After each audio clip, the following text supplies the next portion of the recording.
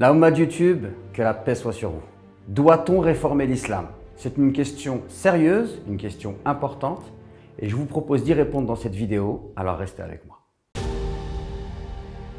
Sachez que même quand je parle d'un sujet tel que le réformisme, c'est très important pour moi de sentir que j'ai un ancrage avec le Coran, à savoir que je médite le Coran, je lis le Coran, et je me dis, est-ce qu'il n'y a pas quelque chose qui relève du réformisme dans le Coran? D'ailleurs, j'ai mis au point une méthode qui permet de devenir autonome dans la méditation du Coran. Si vous êtes intéressé pour recevoir un extrait gratuit qui vous parle des 3 niveaux de méditation, je vous invite à cliquer ici, Inch'Allah. Pour commencer, j'aimerais planter le décor. Et je pense qu'il faut arrêter de coller des étiquettes aux gens, mais qu'il faut essayer d'appréhender les idées, les concepts et de les penser. Par exemple, lorsqu'une personne me demande « Est-ce que tu es un réformiste ?», je ne peux pas répondre à cette question. Pourquoi? Eh bien parce que je ne sais pas la manière dont cette personne, c'est-à-dire le questionneur, voit le réformisme.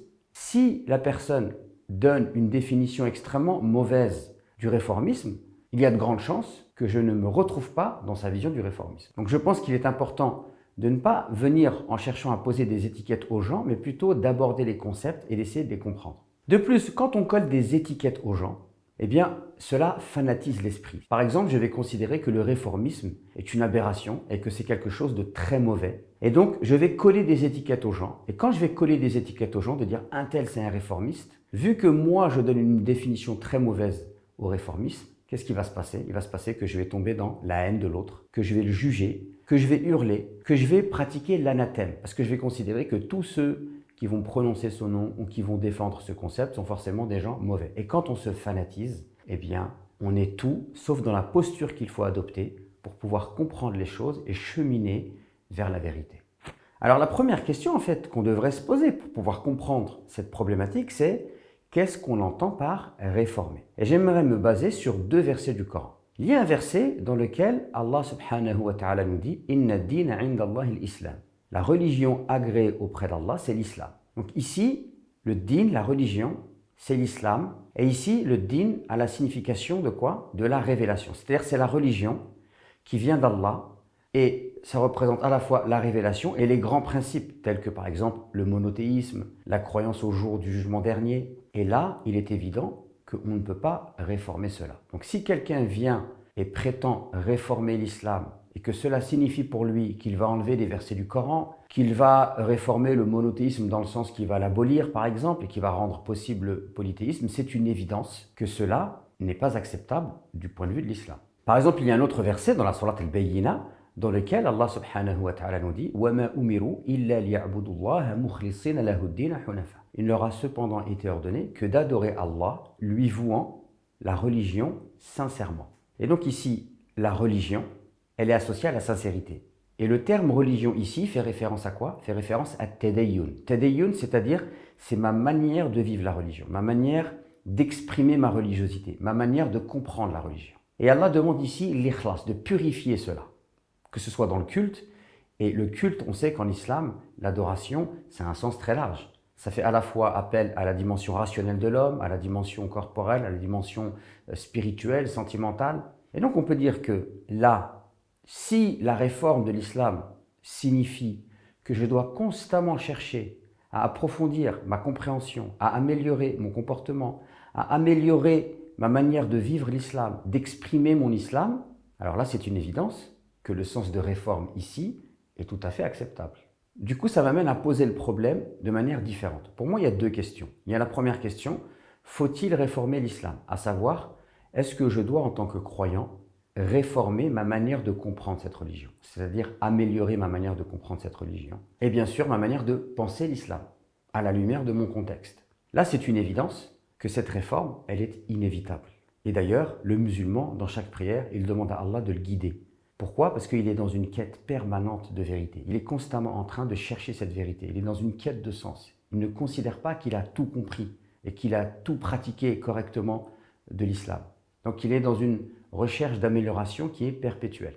Maintenant, la question qu'on pourrait poser, faut-il moderniser l'islam? C'est-à-dire, faut-il adapter l'islam à la culture moderne?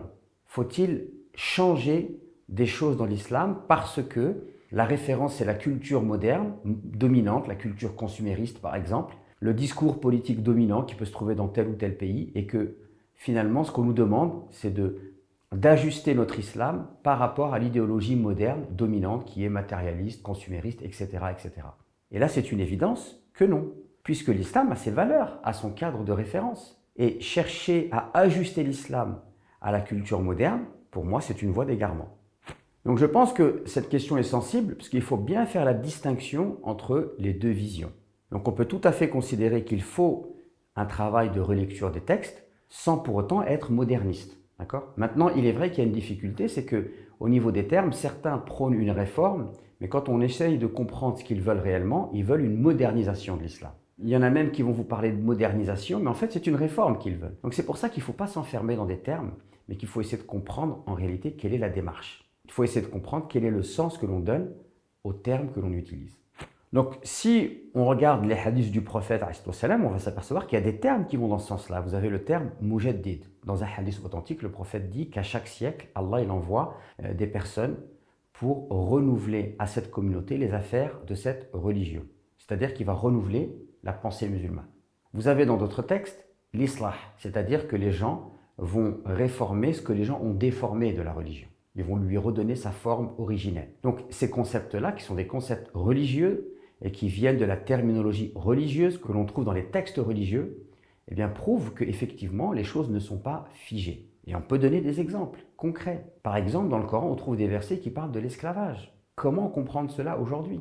On est obligé de faire un travail de relecture pour pouvoir comprendre finalement quel est le message de l'islam sur l'esclavage. Puisque lorsque le Coran est révélé, il y a l'esclavage. Est-ce que cela signifie que l'islam encourage l'esclavage? On sait qu'il peut y avoir aussi dans la pensée musulmane, à un moment donné, pour des raisons politiques, culturelles, eh bien, une pensée qui se produit. Est-ce que cette pensée qui est produite, elle est liée à un contexte ou en fait elle est absolue et elle ne change pas? Pareil pour la question du patriarcat. Est-ce que l'islam est une religion patriarcale? Eh bien, en fait, déjà, le patriarcat, c'est un concept sociologique, ce n'est pas un concept religieux. Effectivement, l'islam, quand il est révélé, il trouve une société patriarcale. Mais est-ce que c'est ce qu'il veut?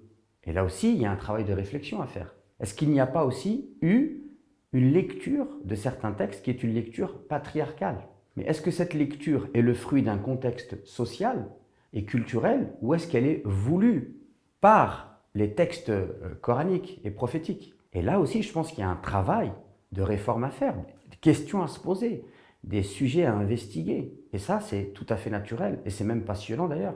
Et c'est ce qui permet aux musulmans de garder un contact extrêmement vivant avec le fait religieux. J'aimerais maintenant vous conseiller la lecture d'un livre qui est un livre simple, accessible, aux éditions Al-Buraq, qui s'intitule « La réforme en islam, quelques clés de lecture », écrit par le docteur Karim Ifrak. Alors l'objectif pour moi, ce n'est pas du tout un partenariat, je ne touche aucun centime si vous allez acheter ce livre, mais c'est vraiment pour moi une éducation que je souhaite vous donner. J'aime que vous puissiez diversifier vos sources, parce qu'en fait le piège avec Internet et avec les algorithmes, c'est que vous écoutez une personne, et cette personne-là va devenir une référence pour vous. Et en réalité, à partir du moment où vous êtes dans le piège de l'algorithme, on va vous présenter que des gens qui disent plus ou moins la même chose, et cela risque de vous donner l'illusion que vous détenez la vérité. Or, le fait de diversifier ses sources, c'est extrêmement important. C'est ça qui permet de construire une pensée et une réflexion solide. Très important de diversifier ses sources pour ne pas tomber dans une vision sectaire. J'espère que cette vidéo va apporter de l'eau à votre moulin, c'est-à-dire que ça va vous permettre d'enrichir votre réflexion. N'hésitez surtout pas à partager avec moi en commentaire vos réflexions sur le sujet. Je les lirai avec beaucoup d'attention et j'échangerai avec vous, Inch'Allah. Je vous dis à très vite pour de nouvelles vidéos.